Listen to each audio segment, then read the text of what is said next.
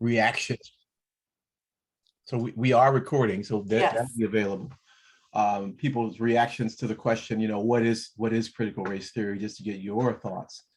And maybe what we could do initially is how easy would it be to break us into groups and have people have about 5-10 minutes of discussion about that, Lynn? It's not hard.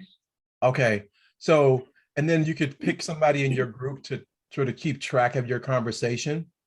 So to just have a conversation, maybe let's do is 5 minutes enough time to respond to the question, what is critical race theory? And then we'll talk about what you guys came up with, and then I'll give you my version of it. And then we'll end the conversation with that. And then the next time around, we'll talk about some of the political stuff that's going on. And what the basis is for that. And then we're going to have other conversations around education and around religion and the connection between race and religion and so on. So we'll keep it light. We're not going to, take a long time tonight. But yeah, Lynn, if you could break us into groups of like 3. Oh, okay. Let me say this. Please be responsible to let everyone speak. Don't one person overlap, talk over everyone. So someone has to help facilitate in each group. You said 3 people, 3 to 4 participants, okay? Yeah, and I'll stay back, and if I can hop around maybe. Oh, well, you can leave because you're going to automatically go in, okay? Okay. So what is critical race theory? Just whatever you come up with. You don't have to have a textbook answer. Whatever your thoughts are, and it can be whatever you've heard or seen or in the news or whatever, right? And then we want to come back when? Let's do 7 minutes. Okay. So we can come back. Let's come back at like 7:11. Okay. Sounds good. Okay, don't forget to join when you're, and I didn't set a time. I just will break it down when you all come back. We'll pay attention to the clock. I will, yeah. And bounce out if you need to. And I can put you back in another room, Marvin, when you. Well, I can also just refuse to join, which is what I think I'm going to do. Yeah, but do you want to go into a room at all? Oh, I see what you're saying. I thought you said you were going to bounce around. Well, if I'm not in your role, I probably can't do that, so I won't worry about that. Yeah, you can. I can put you in. I could stay out and put you wherever you want, or not.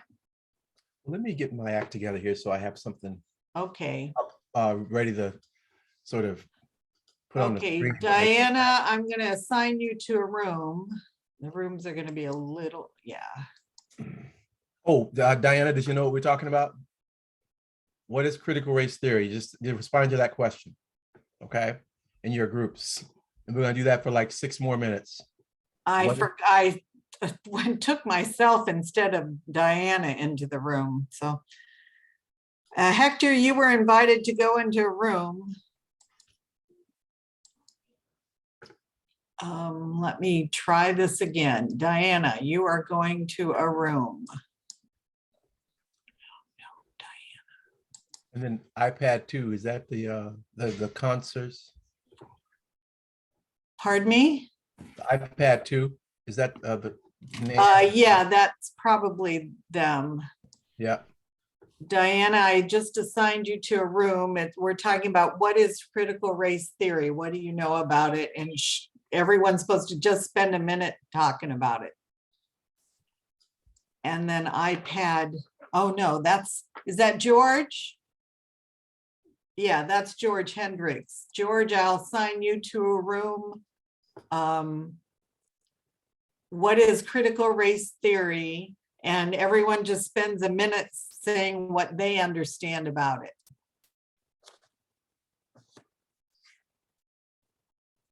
And so join that room, and then we'll be back together in a few minutes. Okay. Yeah, everybody's in a room, 3 or 4.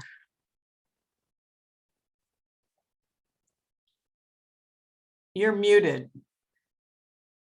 I'm getting my little video together here, so I'll be right back. Okay, no problem. Just tell me if you need me to do something.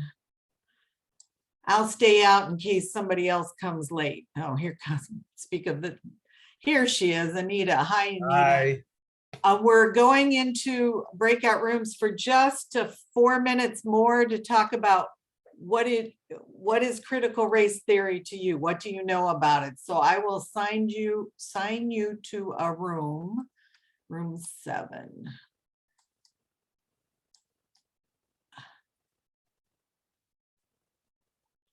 So join that room and then you'll be back in a few minutes.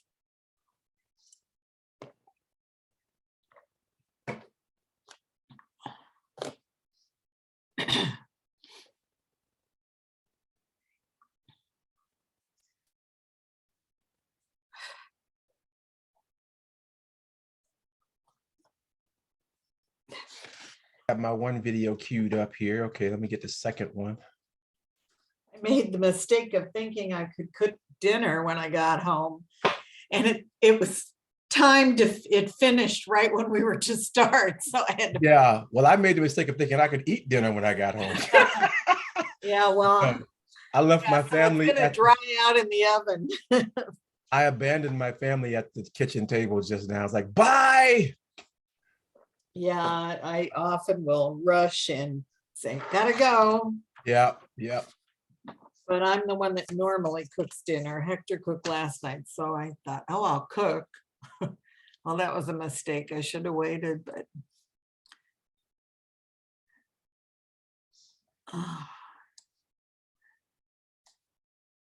I appreciate my mother more and more, how she came home and cooked dinner after teaching all day. Yeah, my mom was somebody who cooked every day too. We're very grateful for that. And I didn't realize how healthy the food was, because as soon as we all left home, we started eating so unhealthy and gaining weight and all really that. Yeah.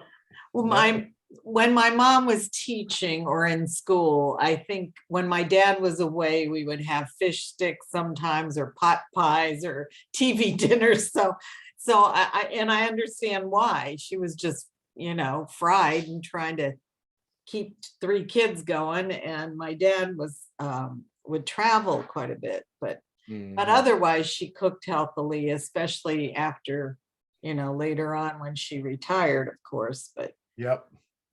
But she did a lot of cooking. All right, we have 1 minute. Can you give them a 1 minute warning? Oh, you're asking too much. I can't remember how to do that. By the time I figure it out, it'll be too late. Well, you want to make me co-host then? Oh, we already told him it will close in 1 minute in 7-Eleven. So okay. I know how. Oh, yeah. It wasn't so hard. It's just been a while since well, guess what? It's 7-Eleven now though, Lynn. Oh, so, closing. I guess you have to call them back. Okay. And we'll have them share what they discussed, and then I'll show them video, and I'll get into kind of a somewhat technical definition, but I'll try to break it down. Okay. Just some basic discussion about what is CRT tonight. Try to be done by 8. Hey, Ann, Sarah, hey.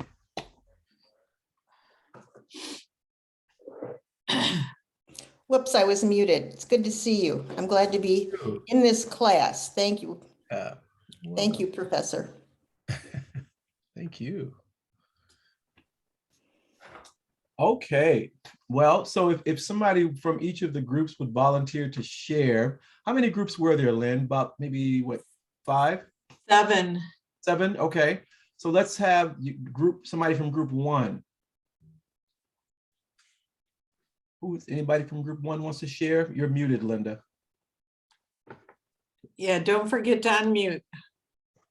I don't know what group number we had. So, right. Well, just go ahead. Yeah. all right. We're group 2, Linda. We're group 2. Group 2.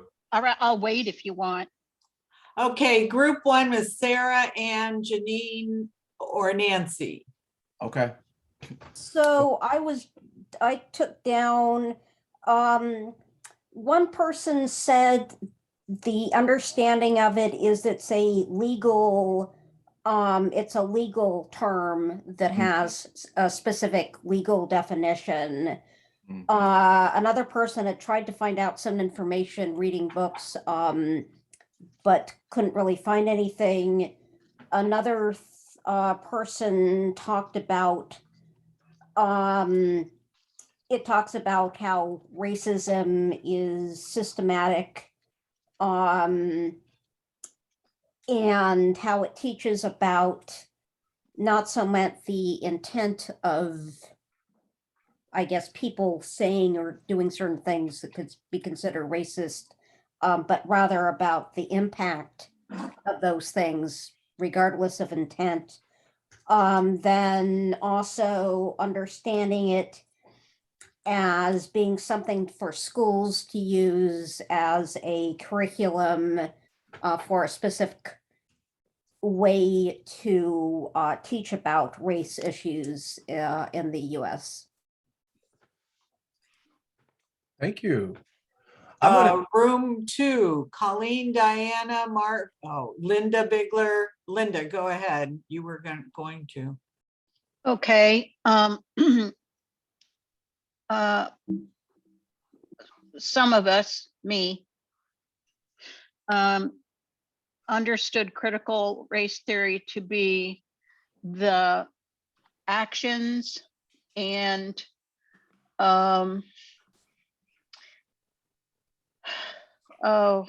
systems that are in place to perpetuate racism, actions, behaviors, whatever, to perpetuate racism. And Colleen talked about how it was a legal definition. And unfortunately, Diane was interrupted, right? We got canceled right at the time she was speaking. So Diane, you want to speak out? You're muted. Say more other than they totally talked about it, and Colleen talked about Derek Bell, who I had known at Harvard, and I didn't know he had been at Oregon, so that was kind of cool. And that I just mentioned that to me, growing out of all that are the far right white supremacy crowd that has dragged this theory from the legal world of trying to understand the law and teach about the law and way it is maintained, how racism has been maintained, pulled it into other areas of education, even down to books read in primary schools. So Thank you. Room three is Cecil, Diane Baker, Diana Gray, and Hector. Okay, Just briefly, please. yeah, we definitely touched on the legal aspect, and that it's kind of morphing into a term used more commonly in society. I think it might mean that kind of like history the way it really was, and not a whitewashed version of history.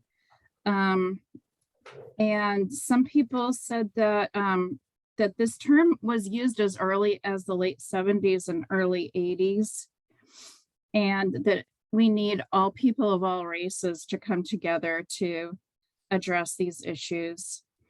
And that it's about the intersection between law and race. Thank you. Room five is Becky, Judy, Petrie, Kip Winans. I think you're skipping forward, Pastor. Oops, sorry. I rolled too fast. Beverly, Dave Sutton, George Hendricks, Judy Eichler, and Bob Delgin. We didn't have everybody there, but and so George has I couldn't get the clock. I said it kept telling me joining room 4, and I was getting the clock. So I apologize. I don't know why I couldn't get on. Go ahead, Beverly. Various definitions were a history of systemic racism in the US, a yardstick that George is going to discuss, and then also everyone's history, not just dominant races history. And George, where are you? Tell them what you had to say. Are you there, George? Yeah, Muted. It was too long for me to Am get. I muted? Am I- you're You're unmuted good now. now.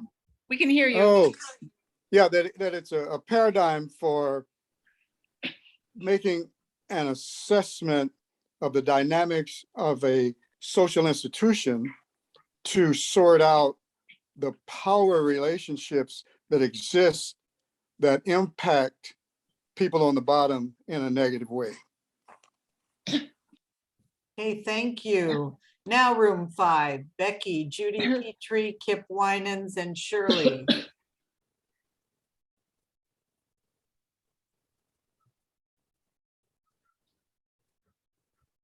If you're speaking, you're muted, whoever's speaking. Well, Judy said she didn't want to facilitate, so I'll just say, Okay, thanks, Becky. you know, we generally talked about the fact that it was a lens for looking at history realistically, including the racism and slavery and Jim Crow and all the parts of history that we have not looked at in a systematic way of including that history and the impacts on our current situation. I guess that encapsulates it for me. Thank you. Room 6, Janet Morris, Pat Rumor, and Sharon Grant.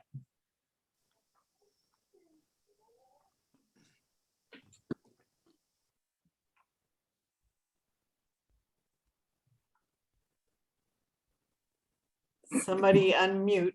I'll speak. Well, I suggested that perhaps it was the reason it's called critical is because they're thinking about looking critically at what's going on in the country to see how these systems have developed over the years and how we can figure out how to I'm going to say fix, but for lack of a better word that I can think of right now, so that we can have a better relationship between everybody. And I think that there was some mention also of it being a part of the legals looking at it too. So that's what I remember. If anybody else wants to chip in, they're welcome to. Thank you. Room 7, Anita, Nan and Dick Concert, Eldon Potter, and Joanne Tower.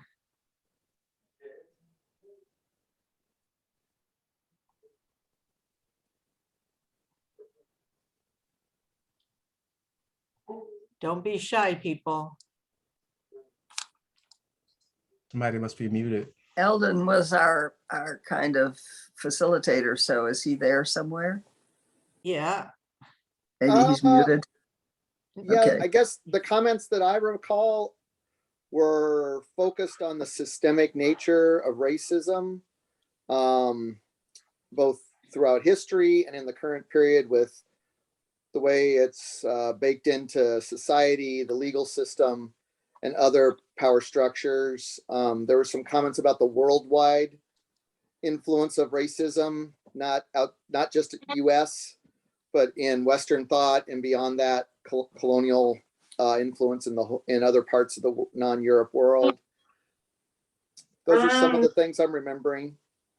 If anyone wants to add in from my group, thanks. Well, that's excellent.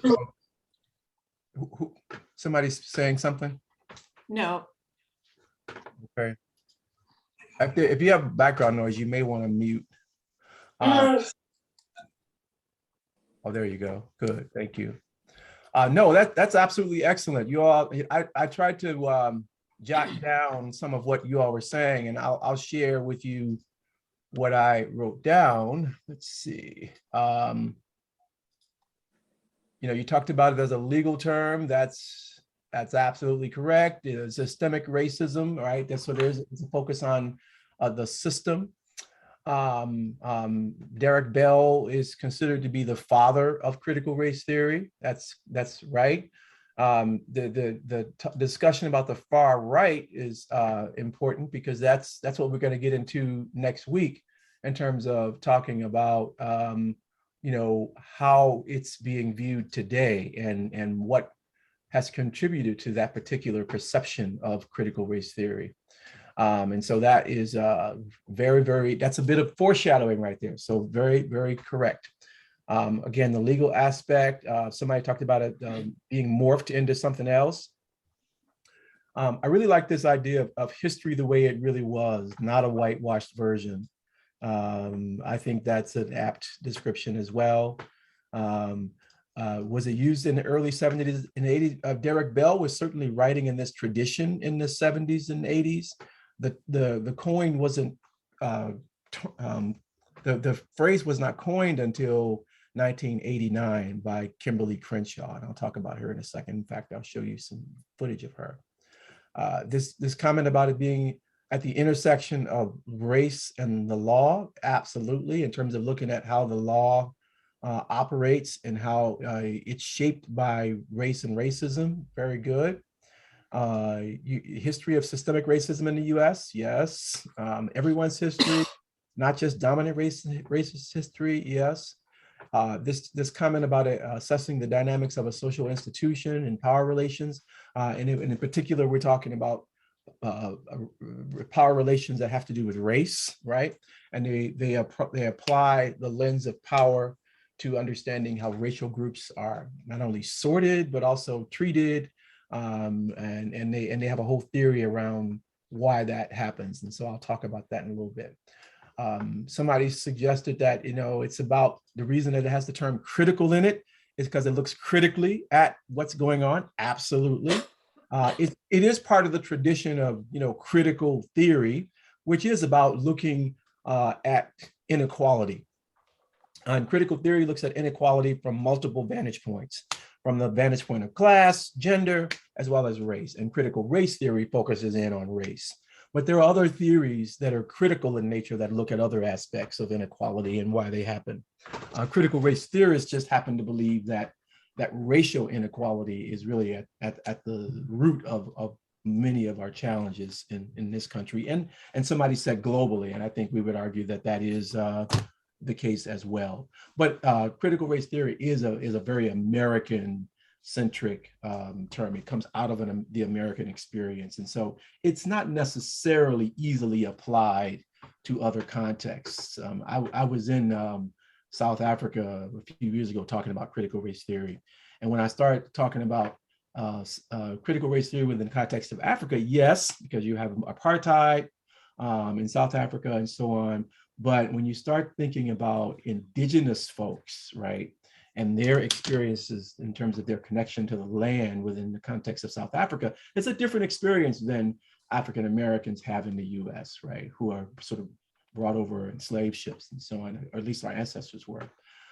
So there's a need to think about how this applies globally, because I don't think it's as easy a fit because it has a very sort of specific American origin, and it comes directly out of our experience with slavery, with the annihilation and removal of Native peoples, with the conquest of Latinx people, with the exclusion of Asian Pacific Islander people, right? And so it rests on these notions around white supremacy operating as a way to exclude other people, and then moves from there. But so it's a very US centric framework.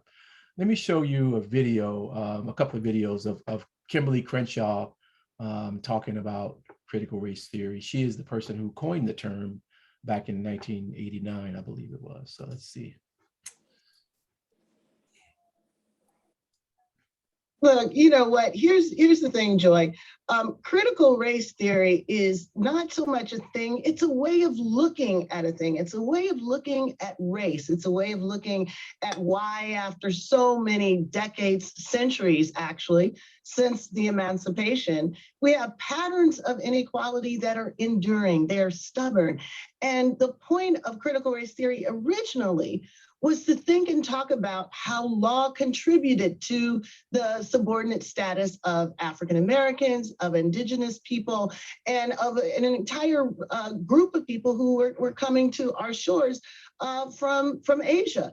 And the point was, quite frankly, to understand the problem in order to intervene in it, to understand why the greatest hopes for our republic were not being realized, even though these hopes were encoded in law. So critical race theory just inherits the beliefs and the hopes of Frederick Douglass, of Martin Luther King, who basically want the law to do for the freed people what the law did for enslavers.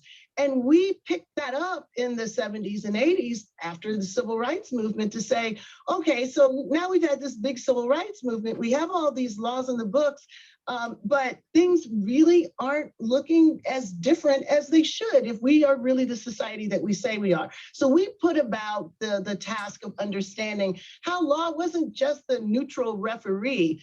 Law wasn't always on our side. In fact, law was less on our side than for on our side. And we wanted to tell these stories in order to do better with the promises that are embedded in the Constitution. That's what's in critical race theory. So then Joy gets into talking about the current debates around critical race theory, which we'll talk about next week.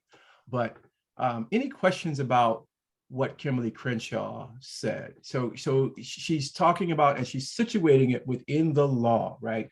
And as a legal scholar, as the key legal scholar, who I'm find this is a book here called Critical Race Theory: The Key Writings That Formed the Movement, that came out in 1995, that she's the lead editor for.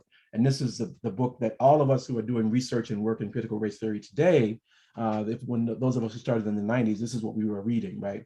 And so these are all lawyers, legal scholars, who are talking about various aspects of race and racism and how it operates within the law. So it really is, as somebody was saying, legal theory. Now, it's not necessarily studied widely in law schools, though, because it's a particular perspective, and people who are not experts in this way of thinking or looking at the world really don't teach it. And so UCLA is one of the graduate school that I went to. I got my doctorate, and Kimberly Crenshaw teaches at UCLA and has for a very long time. And she started probably 4 or 5 years before I got there back in the 90s. And so I was fortunate to be able to have, and they also have a critical race studies and education law center at UCLA. But, you know, if you go to, I don't know, Willamette Law School or Lewis and Clark, you may not get that perspective. I don't know that you would. Nancy, you have a question? Yeah, but when I think about laws that affect different ethnicities, I see sort of two categories. I see one are laws that have been written explicitly to usually deny or restrict a certain ethnicities, or maybe simply not white people's ability to do or to have certain things. Then there's also what I would call sort of more neutral laws, in which well-intentioned white people pass laws that they think, from their perspective, seem like a good idea and don't realize how they're going to affect other people. Case in point, when the city council wanted to pass law letting people know what rental properties status was in terms of, I think it was earthquake preparedness. And Joanne Hersey pointed out that that's going to target a lot of Black owned and Black lived in neighborhoods, and going to act as a greater burden for people owning those properties as well as for people trying to get access to those properties. Yeah, so you point out two very important areas of study for critical race theorists, right? So we look specifically at laws that target the exclusion, right, of Black and Brown and Indigenous people. And so, for example, the naturalization law of 1790 in the US, it defined who could be a citizen in this country. And it very specifically said that you could only be considered a citizen in America if you were white, right? And so critical race theorists look to laws like that to say, and you say the law is neutral? There's no way our law is neutral. But the other point that you make is that they also are critical of laws that may be neutral in terms of their intent, right? They don't specifically target or exclude anybody by race. They're meant to somehow advance the greater public good, yet the outcomes associated with these laws or policies have a disparate impact on people of color. And so they also use data and evidence to document that and to talk about how laws that are seemingly neutral also have a very negative impact sometimes on communities of color. And they use a lot of stories of people and their experiences to sort of drive home the point about the impact of these laws. So there's a kind of looking at laws in two different ways, and that's a really astute observation there on your part, Nancy, in terms of thinking about how they look at the law. Diana, did you want to offer something? Well, I don't have to, but I was mostly just wanting to clarify what Kimberly Crenshaw said, and that the law, critical race theory is analyzing how the law contributes to or creates a racist structure, like you mentioned, starting with the Constitution, but I'm sure going on through other laws that are passed. But does it also go the next step of how to fix that? I mean, is it moving forward to try to correct things? You know, yes and no. Somebody said it earlier, critical race theorists mostly focus on critique, right? In terms of here where the problems are. There probably could be more conversation about solutions. Now, Lonnie Guinier, the late Lonnie Guinier, recently passed away, and I'm looking at my shelf because I have a book here somewhere that features her work. But if you've ever read Lonnie Guinier's work, she has a book called The Tyranny of the Majority. And what she's doing is sort of trying to think about how we could increase the power, essentially, of the minority vote, right? That in a democratic system, she argues, the majority wins kind of practice that we have in place really is a form of tyranny if the majority is always white and the minority is always, folks of color, and white folks are always getting their way electorally, right? That's not very democratic for people of color. And she argues that you could create a system that essentially gives minority populations a little bit more weight, so that they get a chance to have more say. You could also, she talks about a system of where you take turns kind of selecting leaders, and groups get different types of consideration depending on sort of where they are in the landscape. It was very controversial. She was nominated, she was being considered for Supreme Court. Oh yeah, I remember her. Yeah. And then because of that work, she was castigated and said she was called a quota queen, and was not considered for this. I thought it was ironic that when we did in fact have a Black woman being considered for the Supreme Court, that was right at the moment where Lonnie Guinier unfortunately passed away. And so I didn't know she died. I'm sorry. Yeah. But those two events were kind of happening at the same time, right? You had a Black woman who was going to be legitimately considered for the Supreme Court, and then the first Black woman who had been nominated and had gotten this terrible reputation by the right, and didn't get a chance to really serve. was at her demise at that point, and she was only in her early 70s. Yeah, she couldn't have been too old, but thank you very much, Marvin. Yeah. So, but that's one example of a sort of solution based.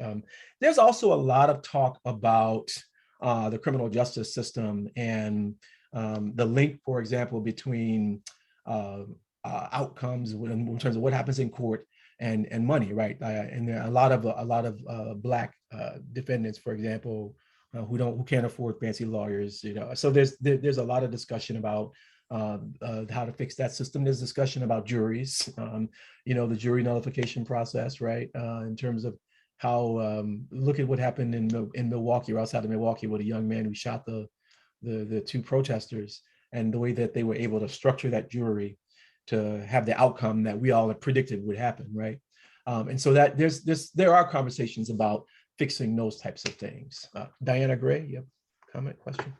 Thank you. I was just going to comment that I think until you uncover all the problems, critical race theory was examining and identifying, then you can't move forward to the solution phase yet.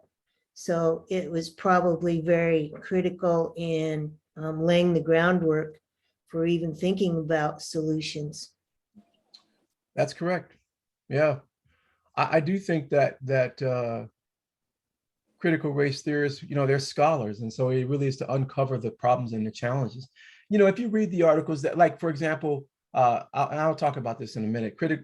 Kimberly Crenshaw has a specific critique of the legal system with respect to how the courts treat Black women, and she does propose a kind of solution to that issue, and I'll talk about that real quick. All right, so let me just put this PowerPoint up just for a second, and let me know if you're seeing what you're supposed to see, because if you're seeing my notes and you're not seeing what you're supposed to see. Okay, I'm gonna try to do, oh,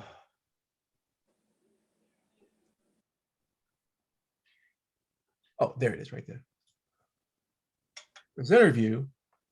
Are you just seeing the slides or are you seeing notes? We're seeing the slides. Okay, all right. So that's Kimberly Crenshaw, and then that's Prudence Carter, who I sometimes also play a video there. But so critical race theory, she says legalistic, but it's very specifically a critique of the legal system, and it's based on some shared beliefs that these mostly legal scholars of color have.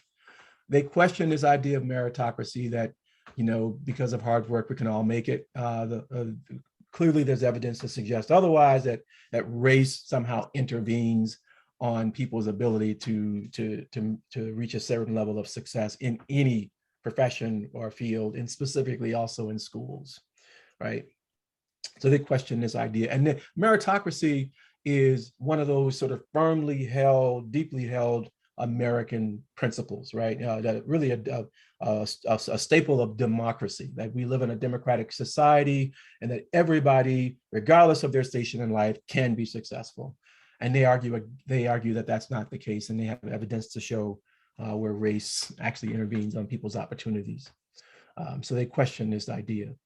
They also, this is another important idea, that we sometimes talk about racists as somehow weird or crazy, or you know, Bull Connor, right, is a racist, Trump is a racist, but nobody else is, right? And they argue that no, racism is normal. In fact, it's baked into the fabric of our society. So racism is everywhere, and it is operating within all of the institutions and spaces, including the churches, right, that we live in for both intentional and unintended ways. They also talk about racism as being kind of everyday, common, almost, you know, they use the term hegemony, and the term hegemony means that we sort of agree to kind of work in a system that is only benefits some because of race, and then there's a detriment to others because of race, and then we accept it as normal. We don't resist it actively anyway. This idea of the interest convergence principle came about through the work of Derek Bell, and Derek Bell simply argues that racism as a system is so complex and so difficult, and that the only way people of color in this system are allowed to benefit in any way is through if it somehow serves the interest of white folks. They use the term, they use Brown versus the Board of Education, which was the 1954 law that desegregated schools and hence desegregated America.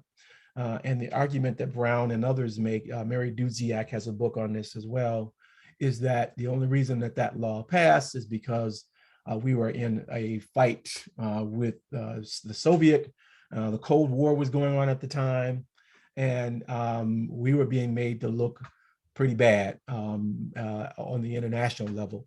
And so to prove some major legislation to make it appear as though America was kinder to people of color, served America's interest more than it served Black people's interest in terms of desegregating the schools. And so this idea of interest convergence is skeptical, right? It says, look, progress can be made on behalf of Black, Brown, Indigenous, and Latinx people, and Asian and Pacific Islander people, but if it doesn't somehow serve the interest of whites, it typically doesn't move forward.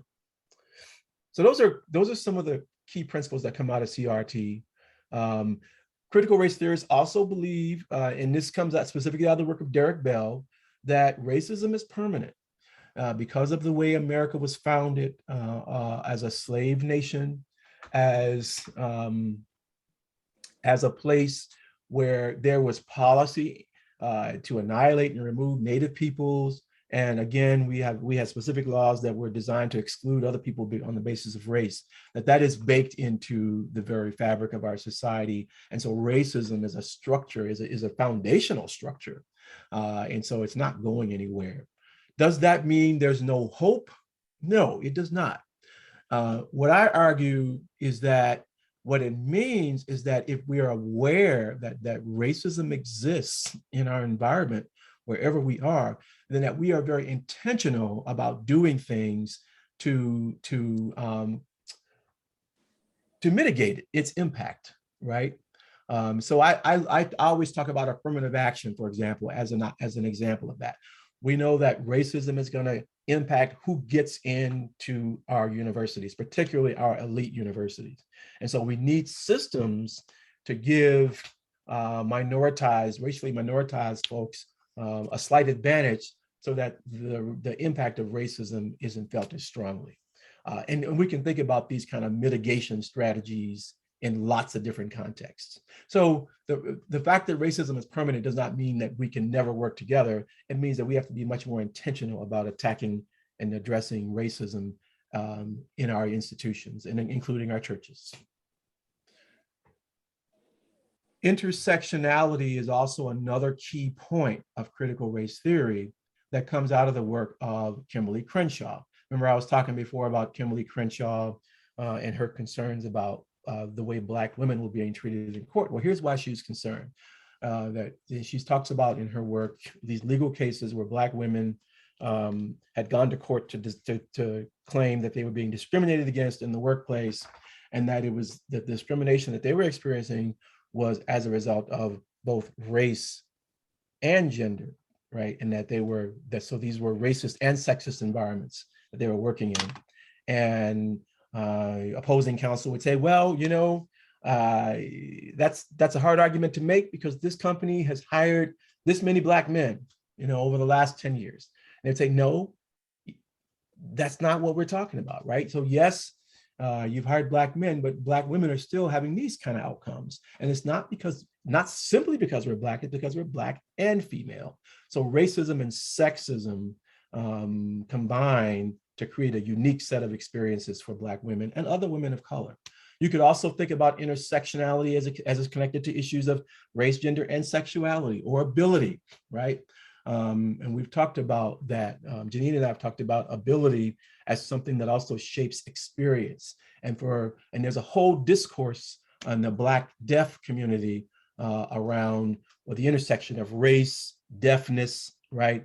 and gender and other factors that uniquely shape the experiences of folks in the Black deaf community. There's also a growing literature around folks who are blind and the intersections of race, class, gender, and ability there as well. So this idea of intersectionality is deeply rooted within critical race theory. So critical race theory is not just about race, it's also about how race intersects with other forms of identity. The last point I'll make right now is just around the methods that critical race theorists use to get the message out. And it's really these counter stories that are focused on the experiences of racially marginalized people. And in a way, sometimes the characters in those stories are fictionalized, but the stories and the information contained with them are based on legal documentation. They're based on case law. You might be familiar with Derek Bell's work. Let me see if I can find, oh yeah, here's a couple of his books right here. So Faces at the Bottom of the Well. I'll stop sharing my screen so you can see the books. Faces at the Bottom of the Well, Derek Bell's, one of his first books.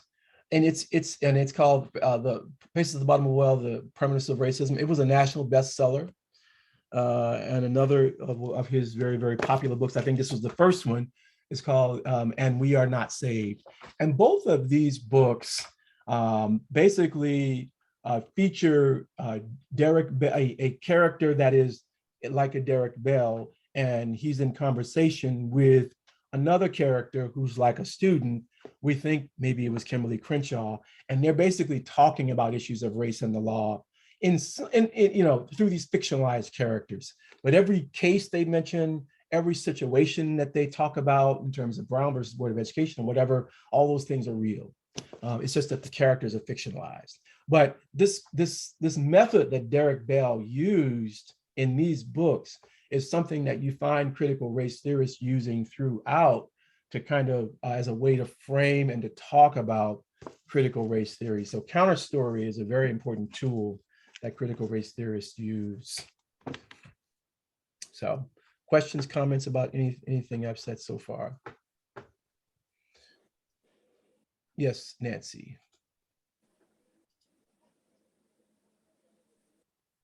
You're on mute, Nancy.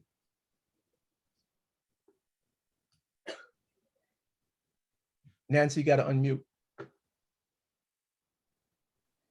My question was, is there a common definition of racism that's used? Because I think it's a label that's thrown around by various people about various other people for various reasons. I think we talk about racism and white supremacy, and we use the terms interchangeably to sort of describe a system of practices that privilege white people over other people because of their race, right? And there are lots of different sort of ways in which this happens, and we draw on evidence as a way to document that. There's another another sort of way of framing that I could share with you. I just have to find that slide. Oh, okay. Let me see. Yeah, here's another slide that I could share with you real quick that kind of gets at that what you're talking about, Nancy. So we believe that race is socially constructed, that it's not real, right? That it has no biological basis, but that race, in fact, has economic, political, and social consequences because people assign meaning to race, right? So the fact that you are considered Black or white or Latinx or indigenous, there's meaning encoded upon you in this system because of your race. And we all do it. Some of us work hard not to, but we all do it. We all sort of associate races with a particular kind of idea, right? around whiteness. And this notion, this second point here about whiteness being a psychological wage or as a form of property that white people own or possess, is also something that critical race theorists talk about. Cheryl Harris, who was also a professor at UCLA that I had the good fortune of working with, talks about whiteness as property. And she sort of chronicles the legal cases where Black people who looked white went to court to try to legally prove that they were white because they understood how valuable it was to be considered white and what that would mean for their lives. And the court argued, of course, you know, if you have one drop of Black blood, you are in fact Black. But she talks about the kind of the value associated with whiteness and how it was protected legally as something to be greatly valued. And so that's another idea associated with. So when we talk about how we define racism, I think critical race theorists are much more interested in talking about race as a social construct that has these economic, political, and social consequences that, again, that can be measured in terms of the data that we see. And then racism is sort of the interaction of all of those things, right? And racism is a sort of system in which all those things are embedded. And racism is not necessarily just about somebody's particular views, but it really is a system that operates to privilege some people over others because of race. So I think that's how we would define that. Other questions, comments?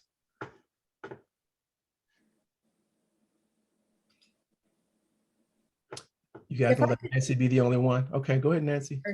I was just going to ask a follow-up. You know, I can understand the concept of saying race is a social construct, but along with race often comes culture. Mm-hmm. And, you know, I think it's a dilemma because we all want to say, you know, we're really all one people. Science shows that we're one species. God looks at us all the same. We should all love and value each other. But then you have culture, and with culture comes views about specific things that sometimes can interact in a challenging ways between different cultures. So, you know, how do you deal with culture within the view of critical race theory? Does it get a sort of a sidebar? Yeah, you know, culture is not necessarily a central issue in critical race theory. I do think that when it comes to looking at what happens in the court system, that sometimes, you know, like there are a couple of legal cases where you had Black kids in a car playing, you know, hip hop music, for example, maybe louder than they should have been. I don't know.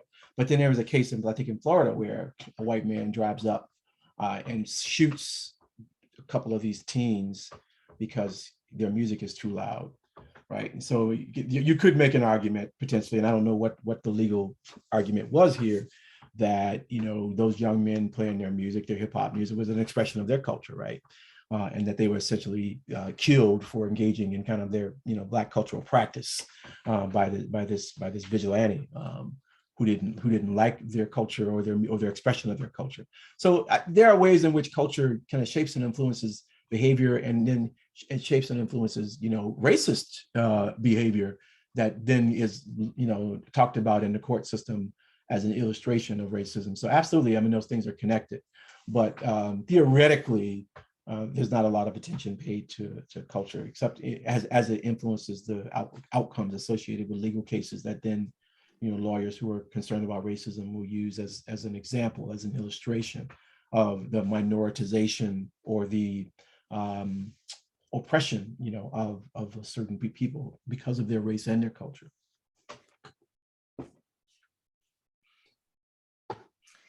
I think one sort of, I don't know if it's a question or a comment, but,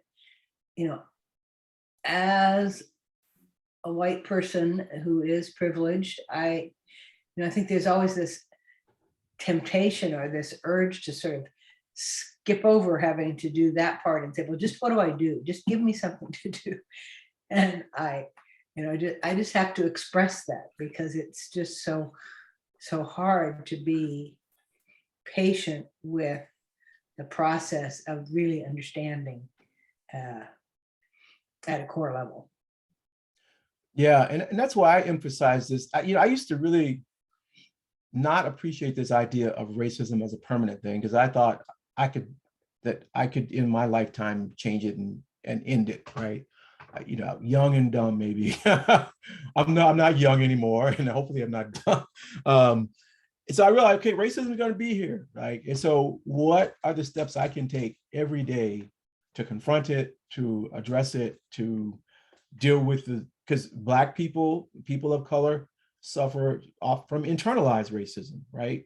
You heard, Jesse Jackson is a good example of this, is a man who I have a lot of respect for. I grew up in Chicago, and this idea of I am somebody meant a lot to me, right? And it's part of the reason why I am where I am. But he admitted that if he's walking on a dark street at night and he looks back and he sees a white person, he relaxes, right? And if he sees a Black person walking behind him at night, he's a little more nervous, right? So that's even Jesse Jackson, right, has this internalized idea about Blackness somehow constituting danger and being representing danger. And so Black people have that fear just like white people do. And so we are not immune from it. So racism impacts us all in different ways, but to be aware of it, to not run from it or hide from it, and to be self-reflective and critical as an individual about when and how this is operating in your own space. And then I think the best thing that white people can do is confront other white people who are being, sort of openly racist and violent. And there's, what I see in the university is so much silence that I see so many awful things happening and being said all the time. And I get very disappointed in just the extent to which people will not speak. People say nothing and they don't want to get involved, right? And so that would be my plea, is to get involved, to be engaged, to be confrontational when people are, behaving in racist ways or saying or doing things that are clearly racist, but to also look at our own policies, our practices, what we're doing in the settings that we work in and that we go to school and then we go to church in, to see how is this impacting people of color? Is the intent here really being felt? Even we talked about that in council, right? In terms of just the engagement of council members of color and what we could do to foster greater engagement of council members of color, and to be conscious of that sort of thing. So that's sort of where I would leave it in terms of thinking about racism as a permanent system of practices, is think about how you can mitigate this and impact this. The next conversation that I would like to have is about the sort of current political firestorm that we are in this country right now. And, what is the source of that? Where does that come from? And how can we understand it? And how can we intervene on that, right? Is the next conversation I'd like to have. I'm committed to trying to keep these to an hour, although I know it's going to be hard because I know we just all have a lot going on in the evenings. And so I don't want to bore anybody, but if anybody has any last minute burning questions or thoughts or reactions, I'd be happy to have further conversation. Yes, I'm glad you brought up the fear issue. I mean, we see it with the politicians talking about all these crazy things that they think critical race theory is. So it's really important for us to dig into this, not just for ourselves, but for all the people that we know who want to talk about this with us. Mm-hmm. I appreciate it very much. Thank you. And again, I'm intentionally not getting into that political stuff tonight because we'd be here another hour and a half. So I want to save that for the next conversation and have that be the focus. You all know what CRT is. I am going to quiz you when we come back the next time. So what is CRT? And I expect your responses to be maybe a little more sophisticated. I thought tonight's answers were great. But so think about, what we talked about in terms of what CRT is. Be prepared to spend a little time talking about that again, and then we'll jump right into kind of what's happening politically, why it's being defined in the way that's being defined, who's doing that, and how we can work against those kinds of systems of manipulation. Yes, Diana. Can you suggest any readings other than I have Derek Bell's The Faces at the Bottom of the Well is what, when I was in Cambridge, is what that I had, but I don't even know if I still have it.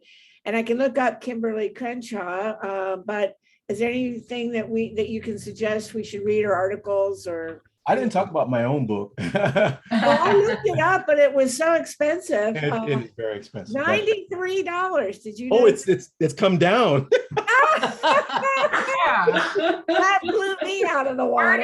Where did you see that for Hey, look at Judy. Look at that. Thank you, Judy. Judy had to save up for that one, right? Yeah.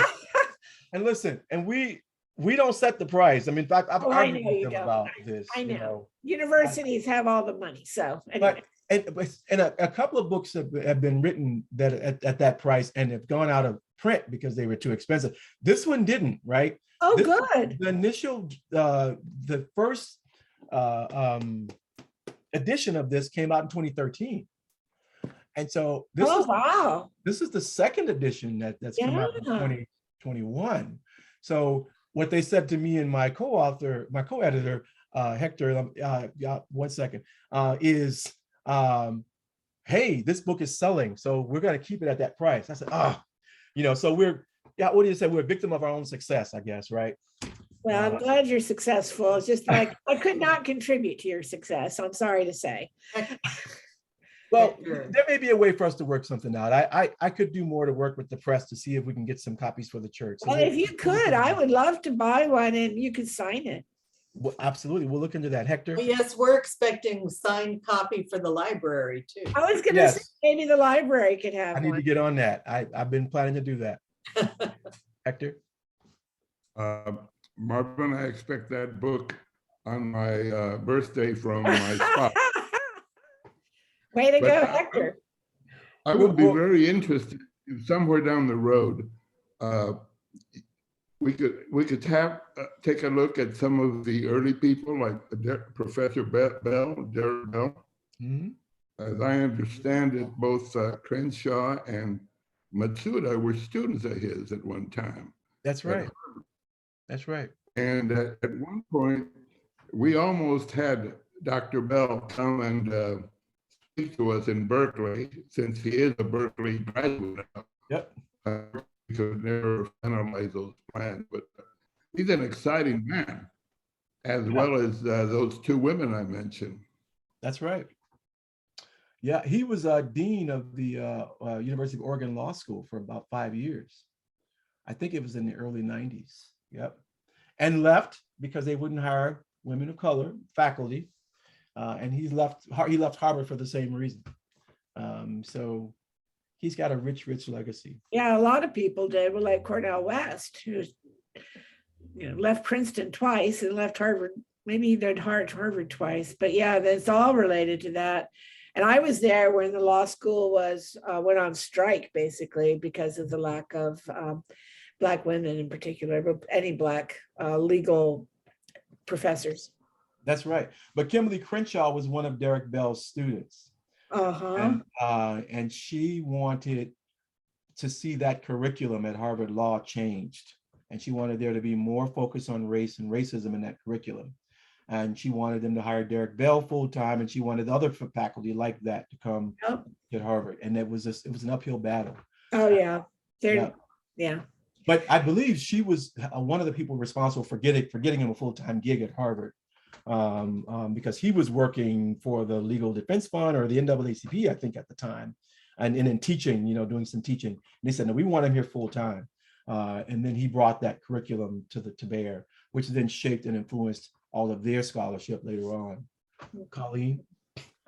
I heard you speak at a different place, different time, and you mentioned something about maybe being part of a writing pedagogy for younger kids. How are you doing on that thinking? Since you just came home from a huge education, wonderful Mardi Gras kind of event. Yeah. Yeah, I've for the last 2 weeks, I've been kind of traveling. New Orleans, right after Mardi Gras ended, we were there for the American Association of Colleges for Teacher Education. And that's the biggest teacher education organization in the world. And we had a couple of panels there where we talked about education censorship, right? Because what's happening, and I'll talk about this next week, is all the legislative efforts to essentially write race out of the curriculum, right? Right. And we were talking about where that's happening, why that's a problem, and what we should be doing about it. And AACTE is very supportive of that conversation. In fact, we have other conversations coming up. But then I left AACTE and went to Denver. Then I left Denver, and then I went to Reno and Las Vegas to do the same thing. So talk about CRT with 2 different groups of folks there, and kind of what's going on and what the history is and so on. So back home finally after 2 weeks. But there's a lot of interest in this topic, and people are trying to figure out, how they can better understand what CRT actually is, and then how we can work together to ensure that we can, have an honest curriculum in our schools. Well, that's very exciting and a matter of hope. It's very hopeful to me to hear that. Yes, there's a lot going on that I'll talk about next week in terms of Great. just the advocacy and the pushback. Excellent, excellent. We can all be part of that, even if we're not lawyers, I bet. Oh yeah, there's a role. Oh, good. I want to hear that too. Yeah. I don't know if I'm stepping on next week too early, but it seems to me that part of the process here is that people have to have a bogeyman. Yep. And critical race theory has become a bogeyman. Never mind that I don't have the foggiest idea what it is. Right. But I can get my hackles up about the fact that my kid is being taught CRT. Ridiculous. Right. Exactly. Yeah, boogeyman is apropos. And CRT isn't the first one, right? I mean, if you look at American politics, there've been a lot of boogeymans, right? Oh yeah. You can look back way far, Nixon, I mean. Yeah. I think I'm going to have to go, but thank you so much, Marvin. I very much look forward to next week and the next 3 weeks. Are there Thank you. any other comments or questions that anybody would like to raise up? I'd like to say that the boogeyman in education is 1619 project. And I think if one reads that, they will get a sense as to where the persons who are way up high in rejection of CRT are coming from. Well, thank you, George. It's on my wish list. If we're done, I think we need to give a great applause to Marvin Lynn. Thank you so much. Thank you, Marvin. He has lots on his plate, and we really appreciate this time he's willing to Thank give. you, Marvin. Yeah, now I got to find music for tomorrow. Hopefully, Yes. those of you who are singing, please come. Yeah, we need choir tomorrow, folks. That's a commercial Yes. that we all. Come on, singers. All right, thank you all. Thank you so much. Bye.